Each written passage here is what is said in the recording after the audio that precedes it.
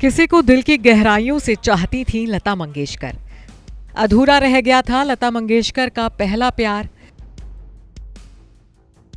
ताउम्र रही कुंवारी, संगीत को ही बना लिया था जीने का मकसद। पीछे छोड़ गई थी 370 करोड़ की प्रॉपर्टी। 6 फरवरी आज ही के दिन हिंदी सिनेमा के संगीत के सुनहरे युग का अंत हुआ था।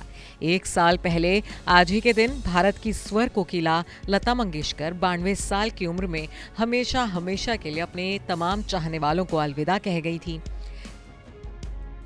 आज भारत रत्न से सम्मानित सिंगर लता मंगेशकर की पहली पुण्यतिथि है। लता दीदी को गए 1 साल गुजर गया, लेकिन उनकी यादें वैसी ही ताजा हैं। मंगेशकर परिवार तो अभी तक लता मंगेशकर के निधन के गम से उभर नहीं पाया है। लता मंगेशकर तो अब हमारे बीच नहीं है, लेकिन उनकी जिंदगी से जुड़े तमाम किस्से अभी तक चर्चा का विषय बने रहते हैं। ऐसे ही किस्सों में से एक है लता दीदी का ताउम्र शादी ना करना। अक्सर लोगों के दिलों में सवाल उठता है कि सफलता की बुलंदियों पर पहुंचने के बाद भी आखिर क्यों लता मंगेशकर ने अपना घर नहीं बसाया था? क्यों लता को जीवन साथी का साथ नहीं मिला?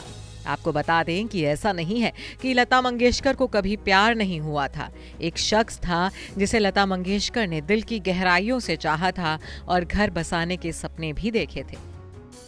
जी हाँ, लता मंगेशकर को कभी राजस्थान के पूर्व डूंगरपुर राजघराने के महाराज राज सिंह से प्यार हुआ था।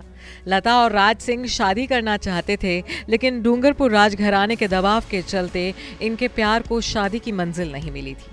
प्यार में दिल टूटने के बाद लता मंगेशकर ने संगीत को ही अपने जीवन का मकसद बना लिया था। हालांकि बाद में इंटरव्यूज में जब भी लता मंगेशकर से उनकी शादी न करने के फैसले के बारे में सवाल पूछा जाता था, तो वो बेबाकी से इसका जवाब भी देती थी। लता मंगेशकर के मुताबिक घर की हालात और घर के प्रति उनकी कई जिम्मेदारियां थीं, जिन्हें उन्होंने कम उम्र में ही निभाना शुरू कर दिया था, जिसके चलते उन्होंने कभी शादी करने के बारे में विचार ही नहीं किया। आपको बता दें कि लता मंगेशकर जब 13 साल की थीं, तब उनके पिता का साया उनके सिर से उठ गया था।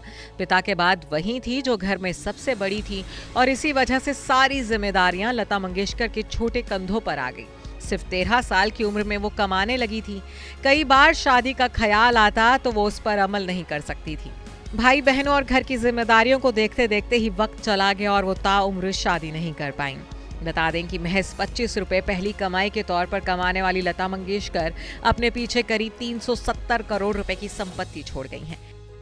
रिपोर्ट्स के मुताबिक लता मंगेशकर अपने पीछे जो 370 करोड़ रुपए की संपत्ति छोड़ गई है, उसमें उनकी लग्जरी कार कलेक्शन और साउथ मुंबई में पडार रोड पर स्थित बंगला ब्रह्मकुंज भी शामिल है। बढ़ती उम्र और खराब तबीयत की वजह से बीते कई साल से लता जी ने फिल्मों में प्लेबैक सिंगिंग करना बंद कर दिया था। लता मंगेशकर की अधिकांश कमाई उनके गानों की रॉयल्टी और उनके निवेश से होती थी। खबरों के मुताबिक लता मंगेशकर ने अच्छा खासा इन्वेस्टमेंट किया हुआ था। लता मंगेशकर भले ही सादगी पसंद थी, उनका लाइफस्टाइल भी बेहद सादा था, लेकिन उन्हें लग्जरी गाड़ियों का बेहद शौक था।